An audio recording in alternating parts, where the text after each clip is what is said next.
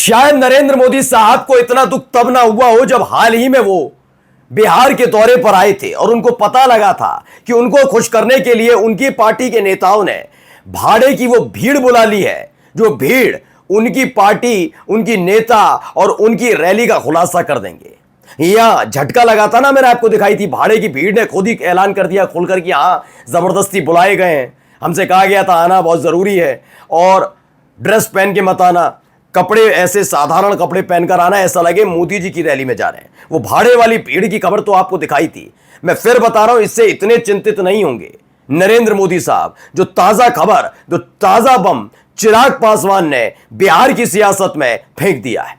अभी तक चिंताएं इस बात की चल रही थी चिराग पासवान बिहार में चुनाव न लड़ें, चिराग पासवान सीएम पद पर दावेदारी कर सकते हैं, चिराग पासवान 243 सीटों पर चुनाव लड़ेंगे तो बीजेपी को नुकसान होगा।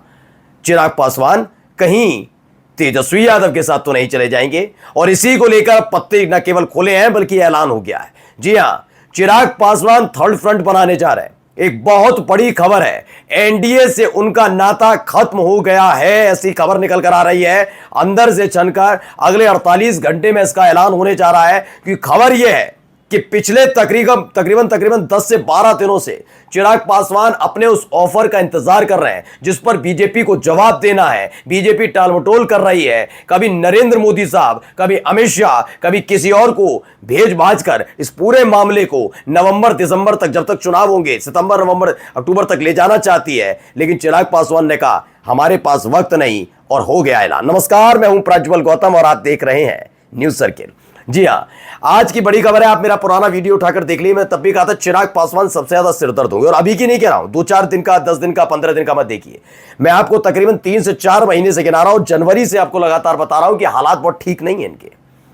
चिराग पासवान के साथ दिक्कत मैं बताता रहा हूं और फिर आगे भी बताऊंगा कि आखिरकार वो ऐसा क्यों कर रहे हैं। वो तो मोदी के हनुमान है, फिर क्यों कर रहे हैं, क्यों मोदी के खिलाफ ऐसा कर रहे हैं। मोदी का सपना पूरा नहीं करेंगे, तीसरी बार और आखिरी बार प्रधानमंत्री बन रहे हैं नरेंद्र मोदी साहब। उसके बाद हो सकता है दूसरे कैंडिडेट को आगे लाया जाए, जिसको लेकर पहले से ही सिर्फ अटव्वल चल रही है बीजेपी में कि शाह बनेंगे या योगी। लेकिन उन सब के बीच जब तीसरे कार्यकाल में अपने किसी पार्टी के नेता को मुख्यमंत्री बनाना चाहते हैं मोदी जी, तो उन्हीं का हनुमान ये क्यों कर रहा है, वो उसकी कहानी बताऊंगा। लेकिन जो कर रहे हैं उसकी वजह क्या है, दरअसल पहले खबर दिखा देता हूं। ये देखिए, आज तक की खबर, चिराग बिहार की सियासत का फ्रंट बनने की कोशिश। मैं पीके के डेब्यू चुनाव में रोड़ा तो नहीं बन जाएंगे, ये अभी इसमें सोच रहा है। ये थर्ड फ्रंट बनने की कोशिश में, यानी कि चिराग पासवान थर्ड फ्रंट बनाने जा रहे हैं। पहले ये खबर निकल कर आ रही थी कि हो सकता है चुनाव से पहले तेजस्वी यादव के साथ चले जाएं, लेकिन खबर यह है कि वो तेजस्वी यादव के साथ ना भी जाकर वो बीजेपी को डेंट पहुंचाएंगे। इसकी वजह यह है कि जब आप अपने परिवार के साथ, यानी जिस गठबंधन में होते वहां नहीं होते, उसके बाद जब अलग हटते हैं तो खास तौर पर उसकी ताकत कम होती है उस गठबंधन की। इसे मैं जरा आपको उत्तर प्रदेश लेकर चलता हूं, तब समझाता हूं। 2016 समाजवादी पार्टी चाचा भतीजे में झगड़ा और उसके बाद इतना काम करने के बावजूद 2017 में बीजेपी की प्रचंड बहुमत की सरकार, क्योंकि समाजवादी पार्टी का वोटर 2 फाड़ बटा हुआ था, यह पता है ना आपको।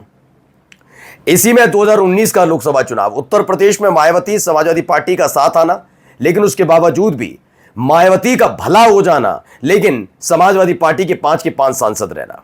मायावती का मतलब 0 पे थी 2014 पे, 2019 में उनके 10 सांसद थे जी, लेकिन 2014 में सपा के 5 सांसद थे और 2019 में भी 5 सांसद थे। यानी अखिलेश की वजह से मायावती का तो फायदा हुआ, लेकिन मायावती की पार्टी के वोटर्स समाजवादी पार्टी की तरफ ट्रांसफर नहीं हुए और उसका फायदा किसे हुआ, बीजेपी को।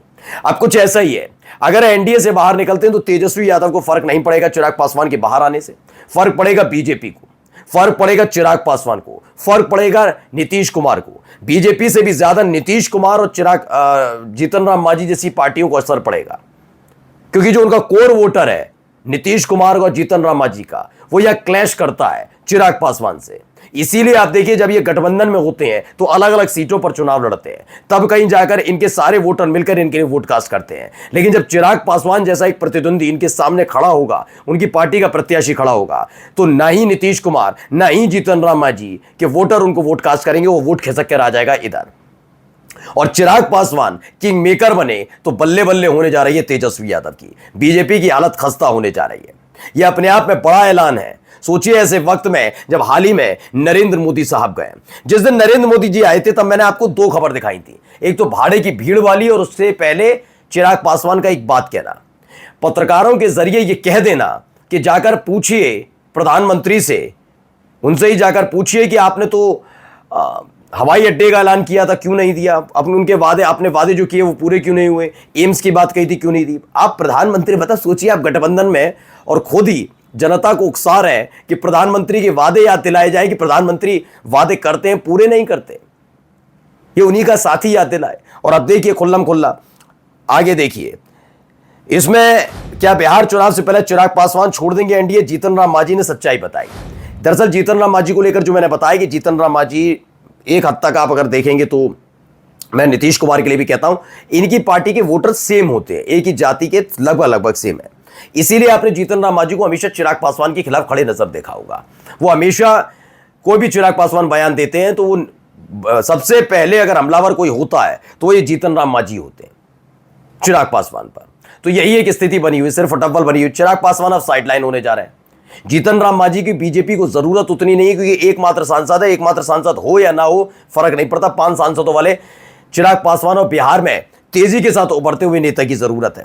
अब हुआ क्या, कैसे, मैं समझाता हूं आपको। मैंने बताया था कि हाल ही में 10-15 दिन पहले बीजेपी ने एक शिफूका छोड़ा।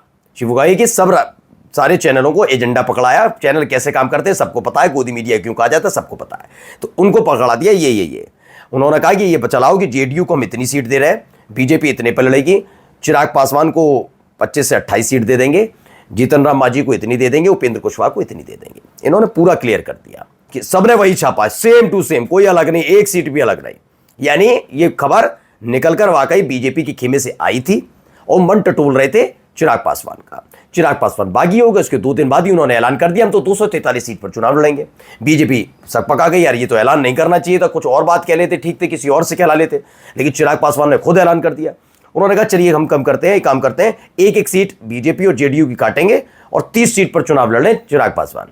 चिराग पासवान ने एक बड़ा ऑफर रख दिया, उन्होंने कहा 70 सीटें मुझे चाहिए, मेरे जो अभी तक का परफॉर्मेंस मैं दे रहा हूं, आपकी पार्टी बीजेपी राष्ट्रीय पार्टी, जेडीयू अच्छी पार्टी सत्ता में, उन दोनों ही पार्टियों का अगर अभी उठाकर देख लीजिए, उनसे बेहतर परफॉर्मेंस मेरी पार्टी का है, तो उस लिहाज से मुझे 70 सीटें चाहिए, 70 सीट्स।